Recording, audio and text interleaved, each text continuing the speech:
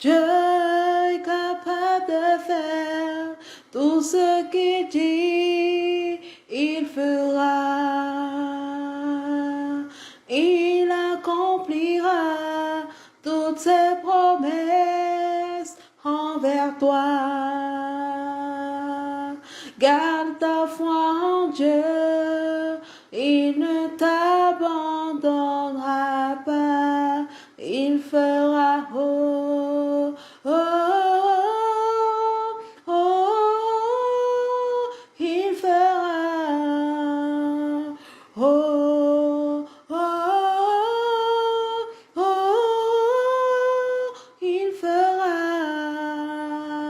Dieu est capable de faire tout ce qu'il dit, il fera.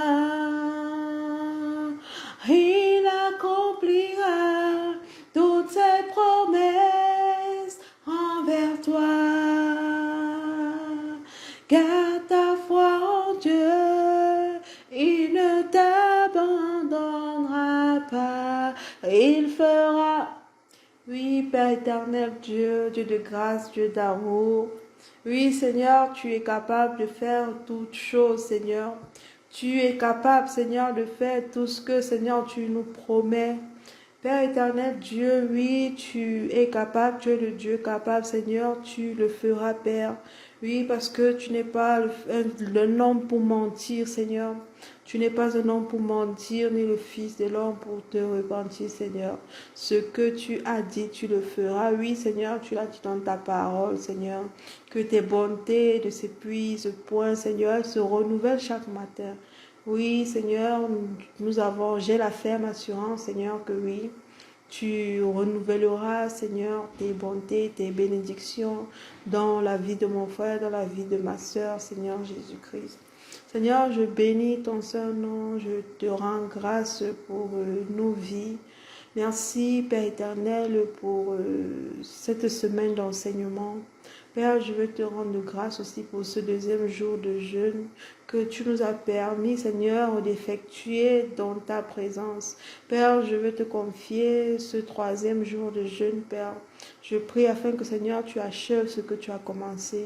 Tu achèves ce que tu as commencé dans ma vie, dans la vie de mes frères, dans la vie de mes sœurs, Père éternel. Que tu continues de te révéler à nous, Seigneur, puisse de manière puissante, Père éternel. Je te rends toute la gloire, Seigneur, pour ce que tu as déjà fait, Père. Et je veux te dire merci pour ce que tu feras encore, éternel Dieu de grâce. Seigneur, je veux inviter, implorer, soupirer, Seigneur, après ton Esprit Saint, afin que tu l'envoies, Père éternel. Je prends le contrôle de ce moment, Père. Prendre le contrôle de toutes choses, prendre le contrôle de ma personne, Père éternel Dieu, afin que ce soit toi qui puisses parler au travers de moi, Seigneur, afin que tu puisses m'utiliser, Père éternel, afin que je ne sois qu'un canal par lequel, Père, tu veux nous enseigner, Seigneur Jésus-Christ. Et je prie aussi, Seigneur Jésus-Christ, que tu prennes le contrôle de l'atmosphère de chacun, Père éternel, au moment où ce message sera écouté, Père, que tu puisses nous faire saisir, Seigneur, les grâces, les bénédictions que tu as prévues pour chacun de nous, Père éternel. Je m'en remets à toi, Seigneur, que ton Esprit Saint vienne et fasse les choses, Seigneur, telles que tu l'as prévu, Père éternel. Honneur te soit rendu, gloire te soit rendue, magnificence te soit rendue, Seigneur, maintenant et toujours, Seigneur, dans les siècles des siècles. Amen, amen. Shalom, shalom, shalom, famille. J'ai la foi et l'assurance que vous vous portez tous bien.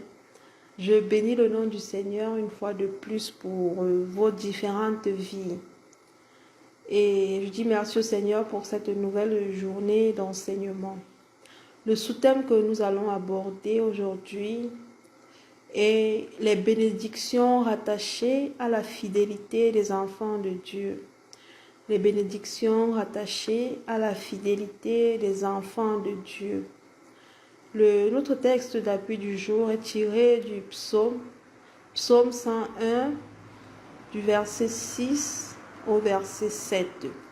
Je lis la parole de notre Seigneur Jésus-Christ. J'aurai les yeux sur les fidèles du pays pour qu'ils demeurent auprès de moi. Celui qui marche dans une voie intègre sera mon serviteur. Celui qui se livre à la fraude n'habitera pas dans ma maison. Celui qui dit des mensonges ne subsistera pas en ma présence. Amen, amen.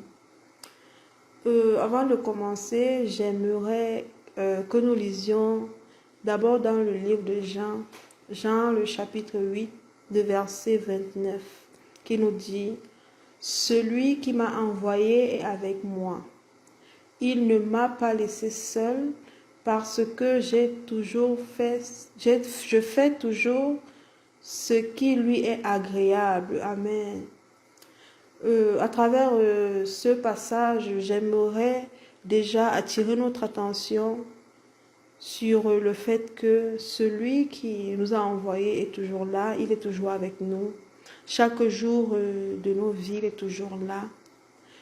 Et lorsque nous basons sur notre texte d'appui du jour, nous comprenons que le Seigneur Jésus-Christ a prévu beaucoup de choses pour nous, ses enfants, qui avons pris la ferme résolution de marcher dans sa fidélité, pour nous qui avons pris la résolution de le prendre comme secours, de le prendre comme roc tout au long de notre vie. Et nous devons comprendre que le Seigneur Jésus-Christ porte un regard sur ses enfants. Il porte un regard attentif sur ceux qui le craignent, sur ceux qui ont pris comme ferme résolution de suivre le Seigneur Jésus-Christ, de marcher dans sa fidélité. Oui, l'Éternel a des projets de paix et non de malheur pour ses enfants, pour ceux-là qui ont décidé, qui ont vraiment pris, comme je le disais tantôt, qui ont pris l'engagement de le suivre. Il fait de ses fidèles, en fait, ses intimes. Il fait de ses fidèles ses intimes, ses amis, ses conseillers. Donc, lorsque nous prenons la résolution de suivre le Seigneur Jésus-Christ, il fait de nous ses amis. Nous sommes des intimes, nous ne sommes plus peut-être des inconnus pour lui. Non, nous devenons ses amis, nous devenons ses proches, ses intimes. Et aussi, lorsque on prend la ferme résolution de suivre le Seigneur, on prend la ferme résolution de marcher dans la fidélité, le Seigneur est fidèle, il nous promet fidélité à son tour. Comme nous l'avons dit la semaine prochaine, tel il est, tel nous sommes. Tel le Seigneur Jésus-Christ est fidèle, tel nous le sommes. Et lui qui nous a appelés, lui qui nous a suscités sur la terre, il a des bénédictions pour nous. Il a des bénédictions pour nous. Et j'aimerais que nous lisons dans le livre de 1 Samuel, le chapitre 26, les versets 22 et 23 qui nous dit « David répondit, voici la lance du roi. Que l'un de tes gens vienne la prendre. L'Éternel rendra à chacun selon sa fidélité et selon sa justice et sa fidélité. Car l'Éternel t'avait livré aujourd'hui entre mes mains, et je n'ai pas voulu porter la main sur loin de l'Éternel. » Amen, amen. Nous devons comprendre, chers frères et sœurs, que l'Éternel regarde à nos cœurs. Il sonde les profondeurs de nos cœurs. Il a accès libre à nos cœurs. Et il sonde, il jugera chacun de nous.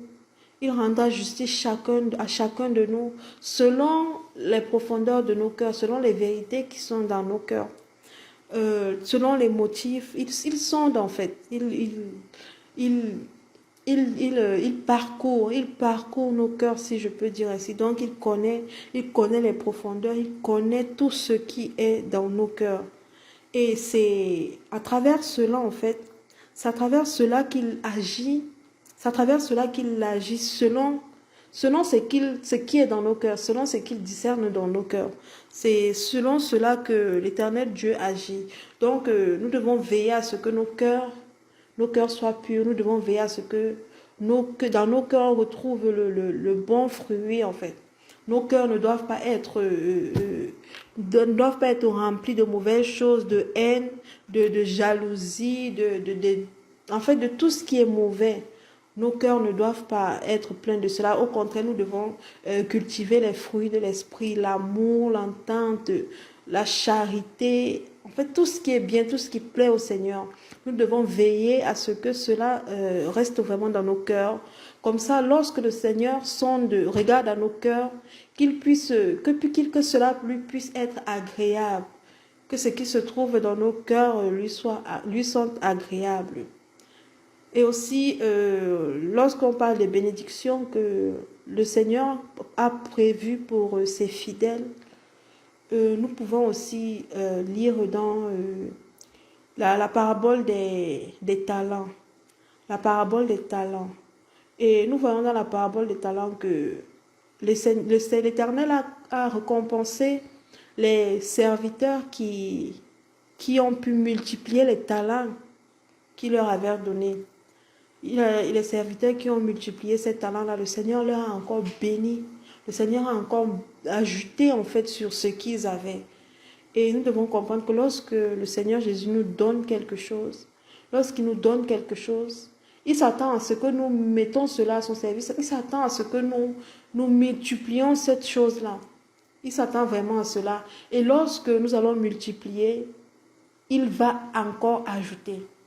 Il va encore ajouter sur ce que nous avons multiplié. Donc, cela, j'aimerais attirer notre attention sur le fait que lorsque on nous donne peut-être un service, là, on va prendre le cas du service de notre Seigneur Jésus-Christ. Peu importe le service qu'on nous a demandé de faire, nous devons prendre cela au sérieux, peu importe la petitesse du service, en fait. Parce que lorsque l'Éternel veut que nous soyons fidèles aux petites choses, il veut que nous soyons fidèles aux petites choses, les petites choses qu'il nous confie. Et c'est à partir de là, en fait, qu'il pourra les multiplier. On lit cela dans le livre de Matthieu. Matthieu au chapitre 25, le verset 21, où on nous dit, son maître lui dit, c'est bien, beau et fidèle serviteur. Tu as été fidèle en peu de choses, je te confierai beaucoup. Entre dans la joie de ton maître. Amen, amen.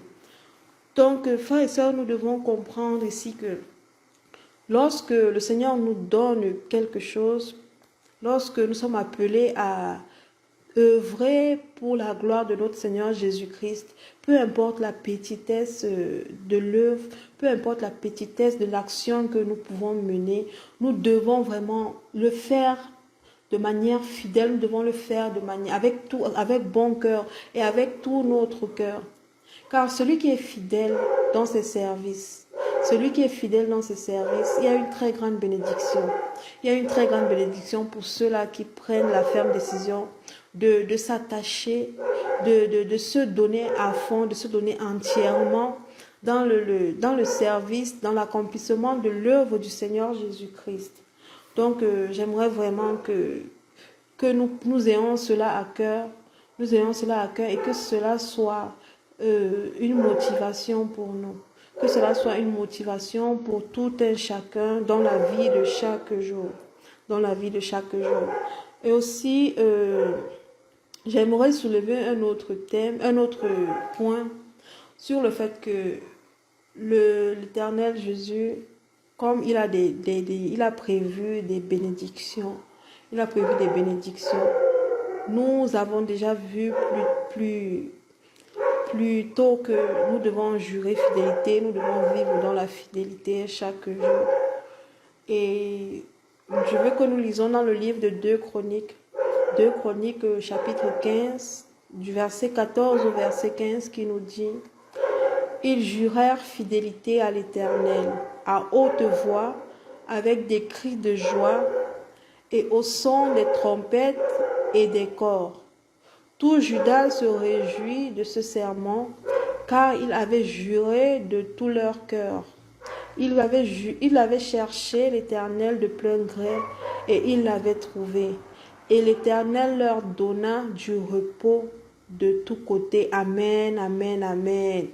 Ah, je prie l'Éternel afin que cette dernière phrase, en fait, cette dernière phrase soit la parole le partage de tout le monde, le partage de chacun de nous. La Bible dit, l'Éternel leur donna du repos de tous les côtés. Amen. Ah, je veux que mon frère, ma soeur, tu saisis ces paroles-là, tu saisis cette parole-là. L'Éternel leur donna du repos de tous les côtés. Ah, gloire à Jésus. Merci Père éternel de ce que tu nous promets le repos de tous les côtés. Tu nous promets ce repos-là de tous les côtés. De tous les côtés.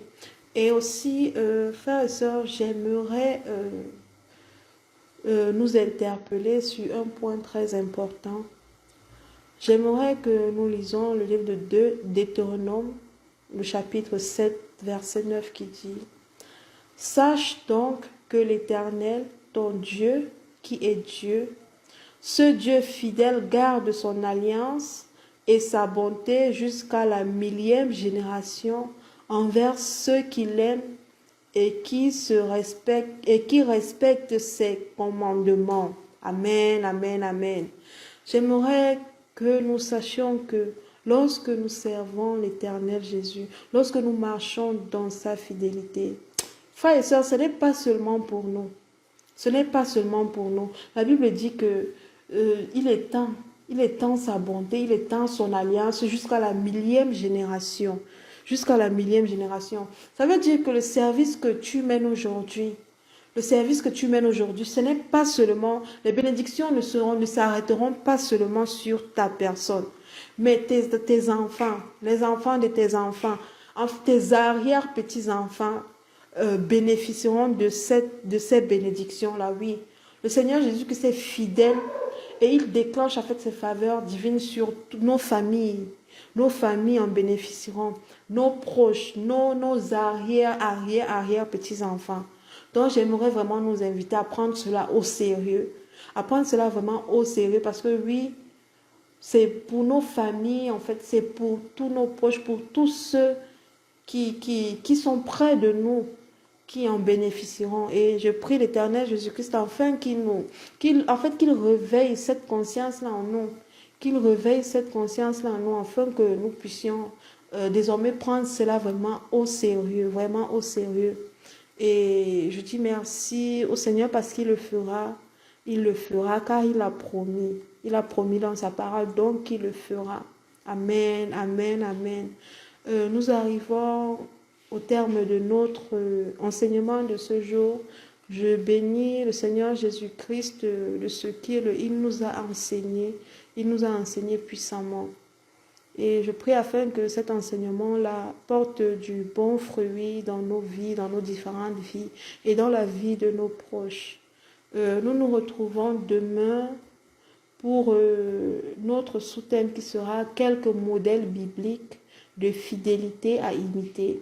Quelques modèles bibliques de fidélité à imiter. Et le texte d'appui est tiré du livre de Nombres, le chapitre 12, du verset 6 au verset 7. D'ici là, je prie le Seigneur Jésus-Christ afin qu'il veille sur chacun de nous, qu'il nous couvre de ses grâces et que sa main puissante soit sur chacun de nous. Excellent troisième jour de jeûne, que l'Éternel continue à être à l'œuvre dans la vie des uns et des autres. Shalom, shalom, shalom.